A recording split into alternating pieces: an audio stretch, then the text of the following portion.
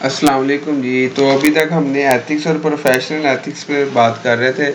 तो ये हमने प्रोफेशन देखा था जी, और फिर आगे देखा था कि फंडामेंटल करैक्टरिस्टिक ऑफ प्रोफेशन के अंदर जो है वो great responsibility, accountability based on specialised theoretical knowledge, institutional preparation, ethical constraints और मेरिट बेस तक हमने देखी थी चीज़ें। और 10 चीज़ें ऐसी हमने देखी थी कि जो एक ट्रू प्रोफेशनल को डिफाइन करती हैं। देन हमारे पास था स्ट्रक्चर ऑफ कंप्यूटिंग प्रोफेशन, ठीक है।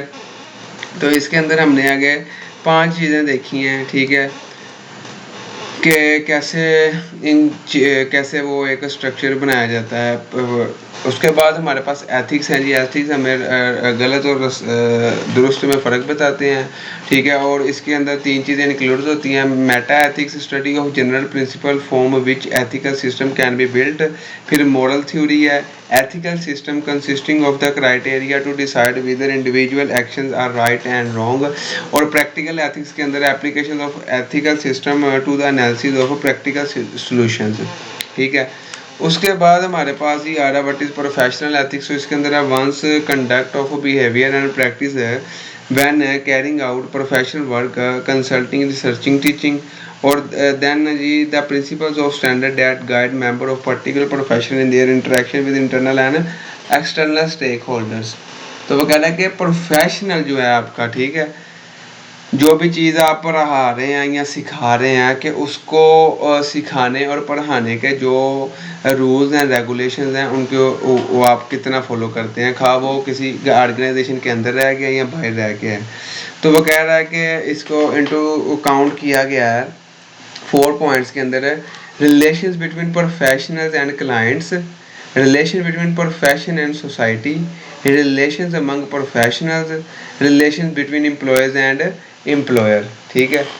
तो व्हाट वाई प्रोफेशनल एथिक्स, ठीक है, कि क्यों क्यों प्रोफेशनल एथिक्स की हमें ज़रूरत है।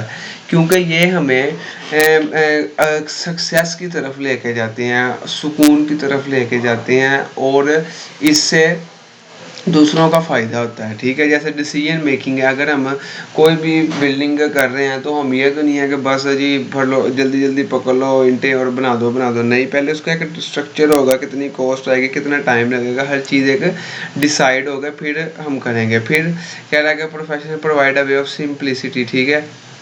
इससे चीज़ें जो हैं वो सिंपल हो जाती हैं, आसान हो जाती हैं। फिर कहता है कि एथिकल इश्यूज जो है वो आते हैं हमें कंप्यूटर साइंस के अंदर, वो कौन से हैं। तो ज़ाहिर बात है कि मिस यूज़ जब हम करते हैं, ठीक है, कंप्यूटर का, तो ये एथिकल इश्यूज़ के अंदर चीज़ें आती हैं।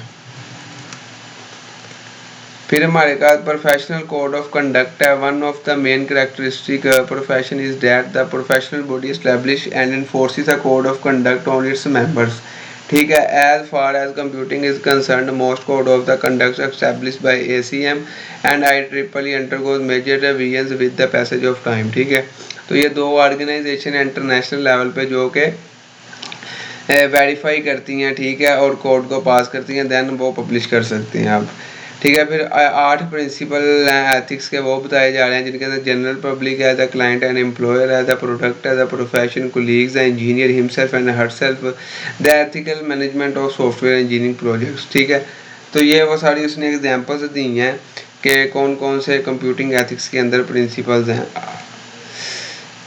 उसके बाद 10 रिकमेंडेशन वो कर रहा है, ठीक है, कंप्यूटर एथिक्स के बारे में।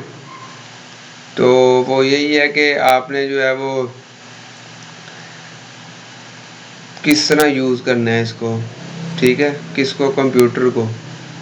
तो वो कह रहा है कि not use a computer to harm other people, hacking वगैरह नहीं करनी है आपने, जो मतलब कि हार्मफुल है, ठीक है। एक होते हैं वाइट हैकर, जो कि किसी के फ़ायदे के लिए बग वगैरह निकालते हैं ताकि इसके ऊपर बाहर से अटैक ना और ऑर्गेनाइजेशन का इंफॉर्मेशन ना चोरी हो।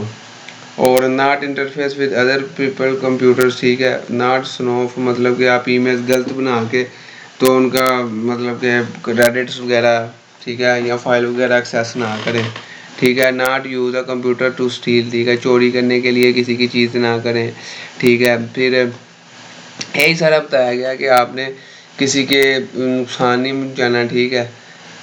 और फिर बताया गया कि not operated other people intellectual output, don't upload information to take credit, ठीक है। कि मतलब कि वही कॉपीराइट वाला काम नहीं करना कि किसी की चीज़ें चोरी करके तो अपने नाम की बना के तो कर देनी है, ठीक है। और बेहूदगी ना फैलाएं, ठीक है। अच्छी वीडियोस देखें, ठीक है। बुरे कामों से बचें और अपना टाइम ना ज़्यादा वेस्ट करें। ये सारी खुद भी आप लिख सकते हैं, ठीक है। इजी है, बिल्कुल इजी सा है। ये सारी चीज़ें जो हम रोज़ाना लाइफ में करते हैं, ठीक है, इजीली आप लिख सकते हैं। खुद से पॉइंट आप लिख सकते हैं, ज़रूरी नहीं कि यही आपने सारे करने हैं, लेकिन बस इनके हेडिंग्स याद रखें, इजी वर्ड्स में करें, टेंशन वाली बात नहीं है। ये वीडियो बस हो रही है, हम लास्ट स्लाइड पे चलते हैं। पेटेंट एंड ट्रेडमार्क ऑफिशियल, उसके बाद जी लास्ट स्लाइड है, तो इसको कवर अप करते हैं। इसकी स्लाइड बंद है जी, थोड़ी है, ठीक है। तो इसके अंदर देखिएगा कि 15 स्लाइड हैं ट्रेड वाली। अच्छा जी, अब ये हम पहली स्लाइड करते हैं कि पेटेंट, ठीक है।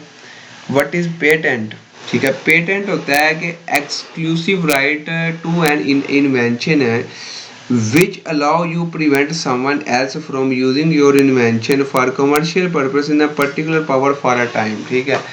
वो कह रहा है कि जो अब हमने प्रोजेक्ट किया, अब हमें चाहिए कि अपने प्रोजेक्ट को पेटेंट करवा लें, वरना कोई भी वो प्रोजेक्ट को करके तो अपना नाम शाम लिख के तो वो पेटेंट करवा लेगा, तो हमारे पास कोई उसके खिलाफ नहीं है कि जी हमने ये बनाया था, ठीक है, क्योंकि उसने पेटेंट करवा लिया है। लेकिन अगर आप पेटेंट करवा सकते हैं तो आपकी चीज़ आप कल को सेल भी कर सकते हैं और आप उसके ऑनर हो जाएंगे।